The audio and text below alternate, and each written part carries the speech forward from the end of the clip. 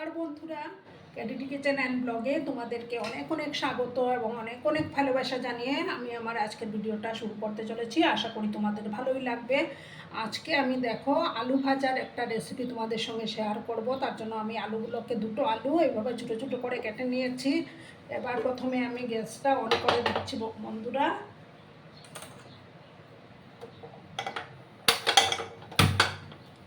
গ্যাসটা অন করে দিলাম আমি।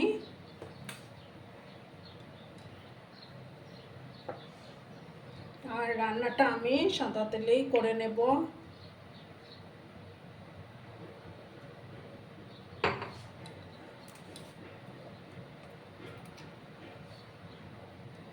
আর দেখো 2 চামচের মতো আমি ঘি অ্যাড করব।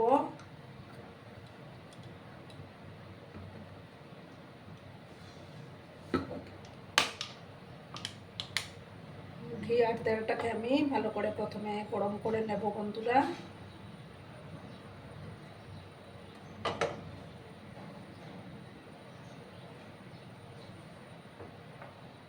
বন্ধুরা, ঘি আর তেলটা গরম হয়ে গেছে। এবার আমি দেবো দুটো শুকনো লঙ্কা। গ্যাসের আঁচটাকে আমি মিডিয়ামে করে দিয়েছি বন্ধুরা।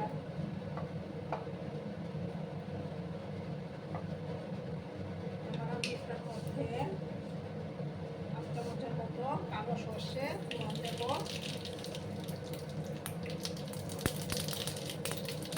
এবার আমি দেখো বন্ধুরা আলুগুলো দিয়ে দেবো।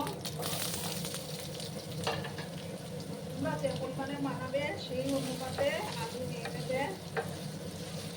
ভালো করে আমি মিক্স করলাম। গ্যাসের আঁচটাকে এখন আমি হাই করে দিয়েছি বন্ধুরা। হাই আছে এটাকে আমি 2 মিনিটের মতো ভাজবো। প্রথমে আমি হলুদটা দেবো না, আর একটু পরে আমি হলুদ অ্যাড করবো।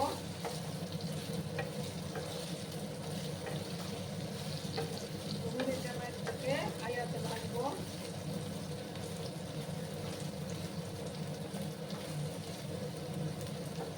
আর বন্ধুরা, ভিডিও দেখা শুরুতেই কিন্তু একটা লাইক করতে ভুলো না। তোমরা লাইক করলে ভিডিও বানানোর উৎসাহটা অনেকক্ষণ বেড়ে যায়। প্লাস আমার ভিডিওটা দর্শকের কাছেও পৌঁছে যেতে সাহায্য করবে। পুরোনো বন্ধু সবাইকে জানাই অনেক অনেক ভালোবাসা।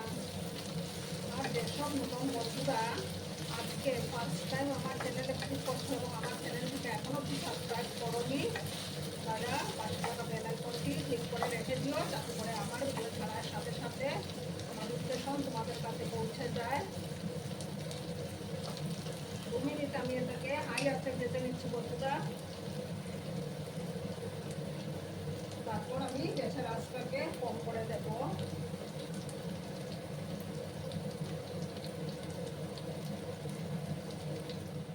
বন্ধুরা, এবার আমি আবার নাড়াচাড়া করে দিলাম। এবার আমি হলুদের গুঁড়োটা অ্যাড করে দেব।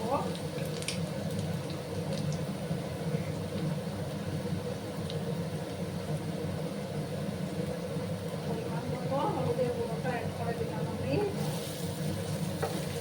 ভালো করে আবার আমি মিক্স করলাম।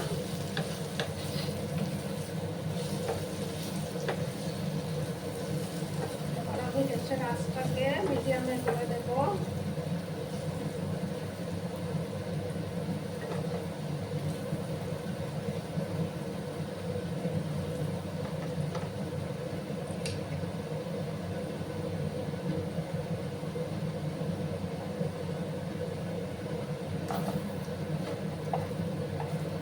জায়গাটা আমি একটু ফাঁকা করে কোয়া রসুন কুচি আমি এবার দিয়ে দিলাম। রসুন কুচিটাকেও আমি আলুর সাথে ভালো করে ভেজে নিচ্ছি।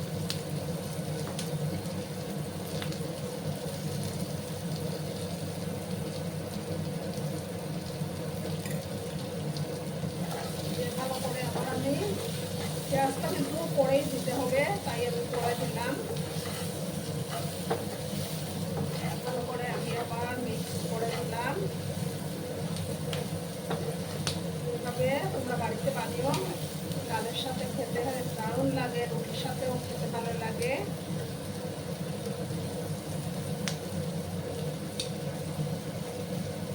গ্যাসের আঁচটাকে আমি কম করে দিয়েছি বন্ধুরা।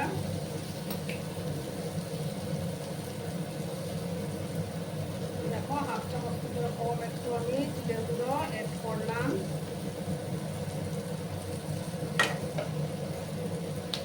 এবার আমি এটার মধ্যে হাফ চামচের মতো লঙ্কার গুঁড়ো অ্যাড করে দিলাম। ভালো করে আবার আমি মিক্স করলাম। এখন কিন্তু গ্যাসের আঁচটা কম করা আছে আমার।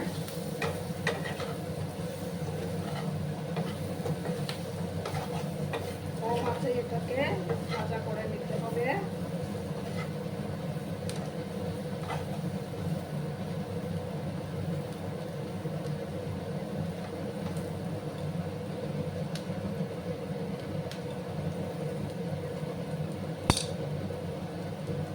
এবার আমি দেখো কিছুটা কারি পাতা কুচি না এমনিতেই দিয়ে দিলাম, যাতে ফ্লেভারটা দারুণ আসে। ভালো করে আমি আবার মিক্স করলাম। দারুণ লাগে কারি পাতাটা দিয়ে। আমাদের যদি পছন্দ না হয় স্কিপ করে যেতে পারো।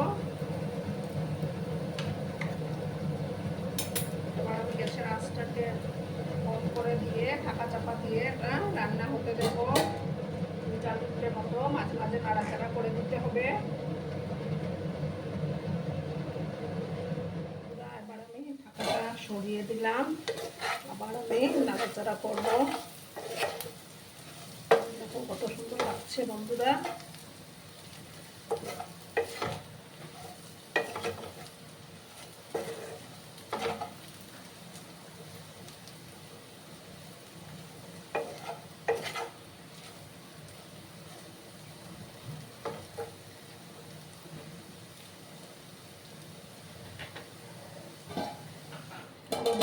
মতো এটাকে ঢাকা চাপা দিয়ে রান্নাটা হতে দেব বন্ধুরা। এবার আমি আবার ঢাকাটা সরিয়ে দিলাম। এবার আর ঢাকা চাপা দিতে হবে না, আবার ভালো করে আমি নাড়াচাড়া করে দিলাম। দেখো আর খুব সুন্দর দেখো সুসিদ্ধ হয়ে গেছে। দেখো আলুগুলো